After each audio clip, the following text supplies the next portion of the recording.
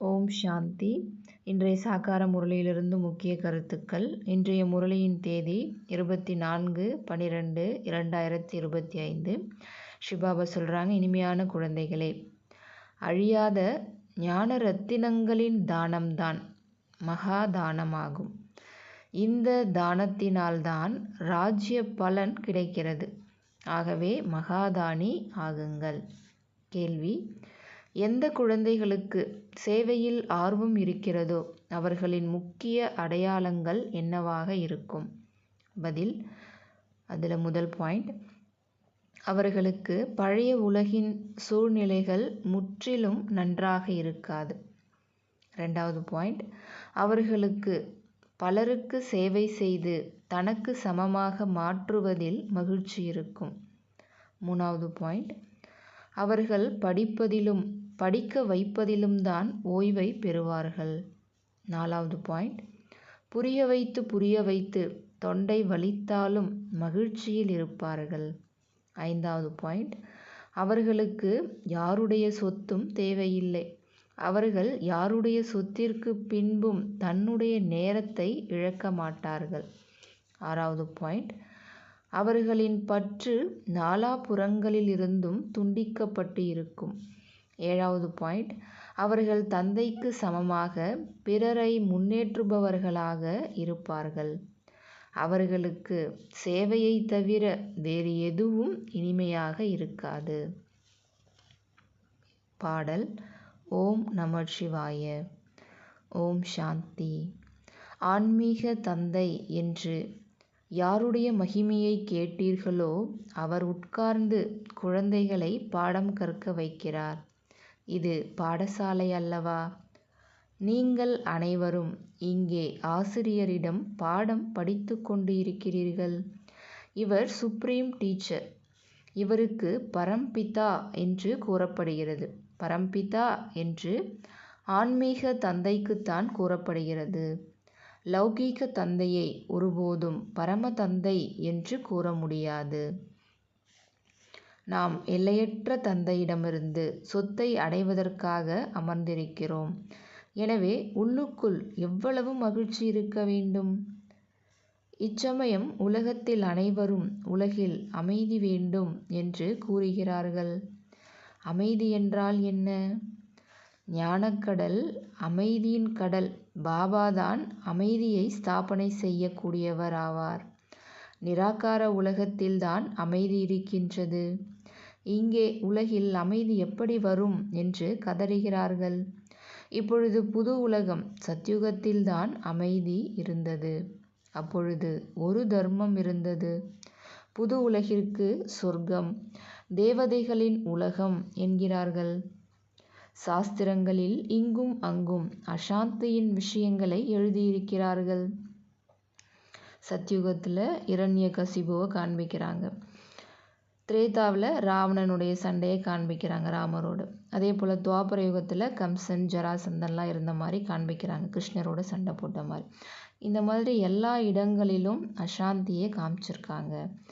மனிதர்கள் பாவம் எவ்வளவு ஆழமான இருளில் இருக்கிறார்கள். புது உலகத்தை ஸ்தாபனை செய்யக்கூடியவர் தந்தைதான். அமைதியை ஸ்தாபனை செய்யுங்கள் என்று அவரைத்தான் அழைக்கிறார்கள். ஆரிய சமாஜத்தினர் கூட சாந்தி தேவா என அழைக்கின்றார்கள். முதலில் தூய்மை என பாபா கூறுகின்றார். இப்பொழுது நீங்கள் தூய்மை ஆகிக் கொண்டு இருக்கிறீர்கள். அதாவது இந்த உலகத்தில் அமைதியை கேட்குறாங்க அப்படின்னா முதல் விஷயம், அதுக்கு ஃபவுண்டேஷன் தூய்மை தான். தூய்மை எங்கே இருக்கோ அங்கே சுகம், சாந்தி தானாகவே வந்துடும்ன்றார். அதே போல் ஆரோக்கியம், செல்வம் எல்லாமே இருக்குது. பாபா சொல்கிறாங்க, இப்பொழுது நீங்கள் இங்கே லக்ஷ்மி நாராயணரை போன்று செல்வந்தர்களாக மாறுவதற்காக வருகிறீர்கள். விடியற் காலையில் விழிக்கும் பொழுது உடன் லக்ஷ்மி நாராயணரின் சித்திரத்தை எடுத்துக்கொள்ளுங்கள். இவ்வாறு யுக்தி செய்யுங்கள். இப்பொழுது குழந்தைகளின் புத்தி தங்க புத்தியாக மாற வேண்டும். இச்சமயம் இன்னும் தமோ பிரதானத்திலிருந்து ரஜோ வரை வந்திருக்கிறது. இப்பொழுது சதோ பிரதானம் வரை போக வேண்டும். அந்த சக்தி இப்பொழுது இல்லை. நினைவில் இருப்பது இல்லை. யோக பலம் மிகவும் குறைவாக இருக்கிறது. உடனடியாக சதோ பிரதானமாக மாற முடியவில்லை. ஒரு நொடியில் ஜீவன் முக்தி என்று பாடப்பட்டிருக்கிறது. அது சரிதான். நீங்கள் பிராமணன் ஆகிவிட்டீர்கள் என்றால் ஜீவன் முக்தி அடைந்து விட்டீர்கள். பிறகு ஜீவன் முக்தியில் கூட சர்வோத்தம, மத்திய, கீழான என்று இருக்கிறது. பாபாவினுடையவராக மாறுபவர்களுக்கு நிச்சயம் ஜீவன் முக்தி கிடைக்கிறது. பாபா அழிவற்ற ஞானம் கொடுக்கிறார். அது ஒருபோதும் அழிவது இல்லை. குழந்தைகளுக்குள் மகிழ்ச்சியின் மத்தளம் முழங்க வேண்டும். நீங்கள் இப்பொழுது ஈஸ்வரிய சந்ததியினர், பிறகு தெய்வீக சந்ததியினராக மாறுவீர்கள். இச்சமயம் உங்களுடைய இந்த வாழ்க்கை வைரம் போன்றதாகும். நீங்கள் பாரதத்திற்கு சேவை செய்து பாரதத்தை அமைதி நிறைந்ததாக மாற்றுகிறீர்கள். அங்கே தூய்மை, சுகம், அமைதி அனைத்தும் இருக்கின்றது. உங்களுடைய இந்த வாழ்க்கை தேவதைகளை விட உயர்ந்ததாகும். இப்பொழுது நீங்கள் படைக்கக்கூடியவர் அப்பா மற்றும் சிருஷ்டி சக்கரத்தை அறிந்துள்ளீர்கள். சத்யுகத்தில் ராவணன் இல்லை. அங்கே யாரும் துக்கம் உடையவர் கிடையாது. ஆகவே இறைவனையும் நினைப்பது இல்லை. இங்கே அனைவரும் இறைவனை நினைக்கிறார்கள். அதனால தான் சொல்கிறாங்க பாபா, இறைவன் தான் உலகத்தில் அமைதியை கொண்டு வருவார் என புரிந்து கொள்கிறார்கள். ஆகையால் இரக்கம் காட்டுங்க, எங்களை துக்கத்திலேருந்து விடுவீங்க அப்படின்னு கூப்பிடுறாங்க. குழந்தைகள் தான் தந்தையை அழைக்கிறாங்க. ஏன்னா குழந்தைகள் தான் அந்த அளவுக்கு சுகத்தை பார்த்துருக்காங்க சொர்க்கத்தில். உங்களை தூய்மையாக மாற்றி உடன் அழைத்து செல்வேன் என பாபா கூறுகின்றார். பாபா சொல்கிறாங்க, யார் தூய்மையாவது இல்லையோ அவர்கள் தண்டனை அடைவார்கள். இதில் எண்ணம், சொல், செயல் தூய்மையாக இருக்க வேண்டும். எண்ணமும் மிகவும் நன்றாக இருக்க வேண்டும். கடைசியில் மனதில் எந்த ஒரு வீணான எண்ணமும் வரக்கூடாது. அது வராத அளவிற்கு கடினமாக முயற்சி செய்ய வேண்டும். எனக்கு ஒரு பாபாவை தவிர வேறு யாரும் இல்லை, அந்த மாதிரி நிலை இருக்கணுன்றார். இப்பொழுது கர்மாதீத் நிலையை அடையும் வரை எண்ணங்களில் வரும் என்று பாபா புரிய வைக்கிறார். ஹனுமானை போன்று அசையாமல் இருங்கள். அதில்தான் மிகவும் முயற்சி செய்ய வேண்டும். அந்த ஹனுமார் அந்த அளவுக்கு ராமர் மீது நினைவில் ஒரே தீவிர நினைவில் இருந்தார். இப்போ ஹனுமார் அப்படின்னும் பொழுது அவங்களுடைய குரங்கு புத்தின்வாங்க, மனம் சஞ்சலமாயிட்டே இருக்கும். ஆனால் அவரே அந்த ராமருடைய நினைவில் ஒரே ஸ்திரமாக இருந்தார். அந்த மாதிரி உங்களுடைய நிலையும் இருக்கணுன்றார். பாபா சொல்கிறாங்க, அதில்தான் முயற்சி வேண்டும். யார் கட்டளைக்கு கீழ்ப்படிந்தவர்களாக, நன்றி உள்ளவர்களாக, நல்ல குழந்தைகளாக இருக்கிறார்களோ அவர்கள் மீது பாபாவும் மிகுந்த அன்பு வைக்கின்றார். 5 விகாரங்களின் மீது வெற்றி அடையாதவர்கள் இந்த அளவு அன்பை பெற முடியாது. நாம் கல்ப கல்பமாக பாபாவிடமிருந்து சொத்தை அடைகின்றோம் என்றால் எவ்வளவு மகிழ்ச்சியின் அளவு அதிகரிக்க வேண்டும். பாபா சொல்கிறாங்க, நாம் சொர்க்கத்திற்கு செல்வதற்காக போன கல்பத்தை போன்று முயற்சி செய்து கொண்டு இருக்கிறோம். பழைய உலகம் மற்றும் புது உலகத்தின் விளக்கங்கள் ஏணிப்படியில் இருக்கின்றது. பாபா சொல்கிறாங்க, நீங்கள் ஞான செல்வத்தை நிச்சயம் தானம் செய்ய வேண்டும். செல்வத்தை தானமாக கொடுத்தால் செல்வம் குறையாது. தானி மகாதானி என்று கூறுகிறார்கள் அல்லவா? மருத்துவமனை, தர்மசாலைகளை உருவாக்குபவர்களை மகாதானி என்கிறார்கள். அதனுடைய பலன் அடுத்த பிறவியில் கிடைக்கிறது. இப்போ தர்மசாலா கட்டுறாங்க அப்படின்னா அப்போ அடுத்த பிறவியில் அவங்களுக்கு கட்டிடத்தினுடைய சுகம் கிடைக்கும். அதாவது நல்லா ஃபெசிலிட்டிஸோடு இருக்கக்கூடிய வீடு அந்த நல்லா கிடைக்கும். அதே போல் நிறைய பேர் செல்வத்தை தானம் பண்ணுறாங்க அப்படின்னா இப்போ ராஜாவினுடைய வீட்டில் அல்லது பணக்காரருடைய வீட்டில் பிறவி எடுக்கிறாங்க. இது தானத்தினால மாறுது. அதில் பாபா சொல்கிறாங்க, நீங்கள் படிங்க, படிப்பதனால ராஜ்ய பதவியை பெறுறீங்க. இதில் படிப்பும் இருக்குது, கூடவே தானமும் இருக்குது. இங்கே நீங்கள் தானம் கொடுக்கணுன்றார். இங்கே நேரடியாக செய்கிறீர்கள், பக்தி மார்க்கத்தில் மறைமுகமாக செய்கிறார்கள். சிவபாபா டைரெக்டாக நமக்கு கொடுக்குறாரு, நம்ம மூலயமா மற்ற நம்முடைய சகோதர ஆத்மாக்களுக்கு கொடுக்க வைக்கிறார், நம்ம கருவியாக இருக்கும். ஆகையால் இங்கே நீங்கள் டைரெக்டாக செய்கிறீங்கன்றார். சிவபாபா உங்களை கல்வியின் மூலம் இவ்வாறு மாற்றுகிறார். சிவபாபாவிடம்தான் அழியாத ஞான ரத்தினங்கள் உள்ளன. ஒவ்வொரு ரத்தினமும் லட்சக்கணக்கான ரூபாய் மதிப்பாகும். இதற்கு ஞானம் என்று பெயர். சாஸ்திரங்களில் பக்தியின் ஞானம் இருக்கிறது. எப்படி பக்தி செய்வது என்ற போதனைகள் கிடைக்கிறது. குழந்தைகளாகிய உங்களுக்கு ஞானத்தின் போதை இருக்கிறது. யார் அதிகமாக சேவை செய்கிறார்களோ அவர்களுக்கு போதை ஏறும். படக்கண்காட்சி மற்றும் மியூசியத்தில் கூட நன்கு சொற்பொழிவு ஆற்றுபவர்களை அழைக்கிறார்கள் அல்லவா? அங்கேயும் நிச்சயம் வரிசை கிரமத்தில் இருப்பார்கள். யானைப்படையினர், குதிரைப்படையினர், காலாட்படையினர் இருக்கின்றனர். தில்வாடா கோவிலிலும் நினைவு சின்னங்கள் உருவாக்கப்பட்டு இருக்கின்றன. இது சைத்தன்ய தில்வாடா, அது ஜட தில்வாடா. நீங்கள் குப்தமாக இருக்கிறீர்கள், ஆகவே உங்களை பற்றி தெரியவில்லை. நீங்கள் ராஜ ரிஷி, அவர்கள் ஹடயோக ரிஷி ஆவார்கள். இப்பொழுது நீங்கள் ஞானேஸ்வரி. ஞானக்கடல் பாபா உங்களுக்கு ஞானம் கொடுக்கிறார். நீங்கள் அழிவற்ற சர்ஜனின் குழந்தைகள், அதாவது அழிவற்ற மருத்துவரான தந்தையினுடைய குழந்தைகள். சர்ஜன் தான் நாடி பார்ப்பார். யார் தன்னுடைய நாடியை தெரிந்து கொள்ளவில்லையோ அவர்கள் மற்றவர்களுடையதை எப்படி அறிவார்கள்? ஞான மையை சத்குரு அளித்தார். இது ஞான ஊசி அல்லவா? ஆத்மாவிற்குத்தான் ஊசி போடப்படுகின்றது. அதாவது ஞானம் ஆத்மாவுக்கு தான் கொடுக்கப்படுது. இந்த மகிமைகளும் இப்பொழுதையதுதான்.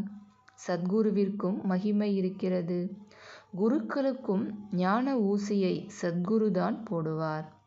நீங்கள் அழிவற்ற சர்ஜனின் குழந்தைகள் என்றால் உங்களுடைய வேலையே ஞான ஊசி போடுதல் ஆகும். பாபா சொல்கிறாங்க, குழந்தைகளாகிய உங்களுக்கு போதை இருக்க வேண்டும், பரந்த மனம் இருக்க வேண்டும். பிராமணர்களாகிய நாம் ஸ்ரீமத் படி ராஜ்யத்தை ஸ்தாபனை செய்கிறோம். சூத்ரனிலிருந்து பிராமணன் ஆக வேண்டும், பிறகு தேவதை ஆக வேண்டும். பாபா சொல்கிறாங்க, அனைத்து படங்களையும் இவ்வாறு டிரான்ஸ்லேட்டாக செய்துவிட்டால் அது மனிதர்களை கவரும் என பாபா கூறுகின்றார். ஒரு சிலருக்கு அம்பு உடனே பாய்ந்து விடுகின்றது. நீங்கள் கோவிலில் இடம்பெறும் அளவிற்கு தகுதியை அடைந்து கொண்டு இருக்கிறீர்கள். இச்சமயம் இந்த உலகம் முழுவதும் எல்லையற்ற இலங்கையாக இருக்கிறது. முழு உலகத்திலும் ராவணனின் ராஜ்யம் நடக்கின்றது. மற்றபடி சத்யுகம் திரேதாவில் இந்த ராவணன் எப்படி இருக்க முடியும்? நான் இப்போது என்ன கூறுகின்றேனோ அதை கேளுங்கள் என பாபா கூறுகின்றார். இந்த கண்களினால் எதையும் பார்க்காதீர்கள். இந்த பழைய உலகமே அழியப் போகின்றது. ஆகவே நாம் நம்முடைய சாந்தி தாமம், சுகதாமத்தை தான் நினைக்கின்றோம். இப்பொழுது நீங்கள் பூஜாரியில் இருந்து பூஜைக்கு உரியவர் ஆகிறீர்கள். இவர் நம்பர் 1 பூஜாரியாக இருந்தார். பிரம்மா பாபா நாராயணருடைய பூஜை நிறைய செய்திருந்தார். இப்பொழுது மீண்டும் பூஜைக்குரிய நாராயணராக மாறிக்கொண்டு இருக்கின்றார். நீங்களும் முயற்சி செய்து மாற முடியும். பாபா சொல்கிறாங்க, நீங்கள் சர்வவியாபின்னு என்ன கூறி எவ்வளோ புறக்கணித்து வந்தீங்க, எவ்வளோ நிந்தனை பண்ணீங்க. இருந்தாலும் நான் உங்களுக்கு அபகாரம் செய்கிறேன். இந்த விளையாட்டு இந்த மாதிரி அதிசயமாக உருவாக்கப்பட்டிருக்கு. நிச்சயம் முயற்சி செய்யணுன்றார். போன கல்பத்தில் யார் முயற்சி செய்தார்களோ அவ்வாறே நாடகத்தின்படி செய்வார்கள். எந்த குழந்தைகளுக்கு சேவையின் ஆர்வம் இருக்கிறதோ அவர்களுக்கு இரவும் பகலும் இந்த சிந்தனை ஓடுகிறது. குழந்தைகளாகிய உங்களுக்கு பாபாவிடமிருந்து வழி கிடைக்கிறது என்றால் குழந்தைகளாகிய உங்களுக்கு சேவையை தவிர வேறு எதுவும் நன்றாக இருக்காது. படக்கண்காட்சிகளிலும் இரவு 12 மணி ஆகிவிட்டாலும் கூட மகிழ்ச்சி ஏற்படுகிறது. களைப்பு ஏற்பட்டாலும் தொண்டை கட்டி போனாலும் கூட மகிழ்ச்சியில் இருக்கிறார்கள். அந்த அளவுக்கு ஞானத்தை புரிய வச்சு தொண்டை கட்டி போனாலும் மகிழ்ச்சியில் இருக்காங்க. ஏன்னா இது ஈஸ்வரிய சேவை அல்லவா, இது மிகவும் நல்ல உயர்ந்த சேவையாகும். அவர்களுக்கு வேறு எதுவும் இனிமையாக இருக்காது. அதில் பாபா சொல்கிறாங்க, சேவையின் மூலமாக கரையை கடக்க வேண்டும். மன்மனாபவ என்றால் உங்களின் விகர்மங்கள் அழியும் என்று பாபா கூறுகின்றார். மிகவும் உதவி கிடைக்கின்றது. இந்த சேவையில் ஈடுபட வேண்டும். இதில் நிறைய வருமானம் இருக்கிறது. நல்லது. இனிமையிலும் இனிமையான காணாமல் போய் கண்டெடுக்கப்பட்ட செல்லமான குழந்தைகளுக்கு தாயும் தந்தையும் ஆகிய பாப் தாதாவின் அன்பு நினைவுகள் மற்றும் காலை வணக்கம். ஆன்மீக குழந்தைகளுக்கு ஆன்மீக தந்தையின் நமஸ்காரம். ஆன்மீக தந்தைக்கு ஆன்மீக குழந்தைகளின் அன்பு நினைவுகள், காலை வணக்கம் மற்றும் நமஸ்காரம். தாரணைக்கான முக்கிய சாரம். முதல் பாயிண்ட், இரவும் பகலும் சேவையின் சிந்தனையிலேயே இருக்க வேண்டும். மேலும் அனைத்து பற்றுதல்களையும் துண்டித்து விட வேண்டும். சேவை இல்லாமல் ஓய்வு இல்லை. சேவை செய்து தனக்கு சமமாக மாற்ற வேண்டும். ரெண்டாவது பாயிண்ட், பாபாவிற்கு சமமாக பிறரை முன்னேற்றம் செய்பவராக வேண்டும். அனைவரின் நாடியும் பார்த்து சேவை செய்ய வேண்டும். தன்னுடைய உடல், மனம், பொருளை பாரதத்தின் நன்மைக்காக ஈடுபடுத்த வேண்டும். ஆடாமல் அசையாமல் இருப்பதற்கு கீழ்ப்படிந்தவராக, நன்றி உள்ளவராக வேண்டும். பாபா வரதானம் தராங்க. ஏன் என்ன என்ற கேள்விகளின் வலையிலிருந்து சதா விடுபட்டு இருக்கக்கூடிய சேவாதாரி சக்கரவர்த்தி ஆகுக. ஏன் என்ன என்ற கேள்விகளினுடைய வலையிலிருந்து எப்போவுமே விடுபட்டு இருக்கக்கூடிய சேவாதாரி சக்கரவர்த்தி ஆகுங்கள்.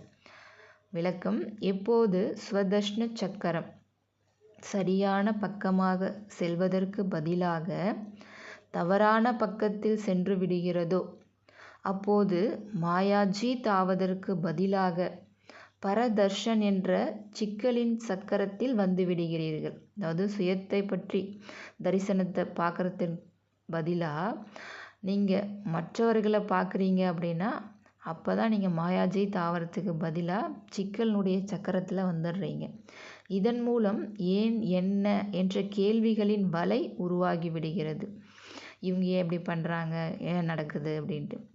அதை தானே தான் படைக்கின்றீர்கள். நீங்கள் தான் அந்த எண்ணத்தை உருவாக்குறீங்க. எனவே ஞானம் நிறைந்தவராகி ஸ்வதர்ஷ்ன சக்கரத்தை சுற்றி கொண்டே இருங்கள். அப்போது ஏன் என்ன என்ற கேள்விகளிலிருந்து விடுபட்டு யோகயுக்த், ஜீவன் முக்த் சக்கரவர்த்தி ஆகி பாபாவோடு கூட உலக நன்மையின் சேவையில் சுற்றி வந்து கொண்டே இருப்பீர்கள். உலக சேவாதாரி சக்கரவர்த்தி ஆகிவிடுவீர்கள். இப்போ உலக சேவாதாரியாக இருந்தீங்கன்னா இப்போ எதிர்காலத்தில் சக்கரவர்த்தி விஸ்வ மகாராஜாவாக ஆயிடுவீங்க. பாபா ஸ்லோகன் சொல்கிறாங்க, பிளைன் புத்தி மூலம் பிளானை நடைமுறையில் கொண்டு வருவீர்களானால் அதில் வெற்றி நிறைந்துள்ளது. அதாவது தெளிவான புத்தி மூலமாக உங்களுடைய திட்டத்தை நீங்கள் நடைமுறையில் ப்ராக்டிக்கலில் கொண்டு வந்தீங்கன்னா அப்போ உங்களுக்கு வெற்றி கிடைக்குன்ற இன்றைய அவ்யக்த சமிக்ஞை. எப்போது கர்மாதீத் ஸ்திதியின் அருகில் சென்று அடைகின்றீர்களோ அப்போது எந்த ஒரு ஆத்மாவின் பக்கமாகவும் புத்தி வளைந்து கொடுத்து கர்மத்தின் பந்தனத்தை உருவாக்காது.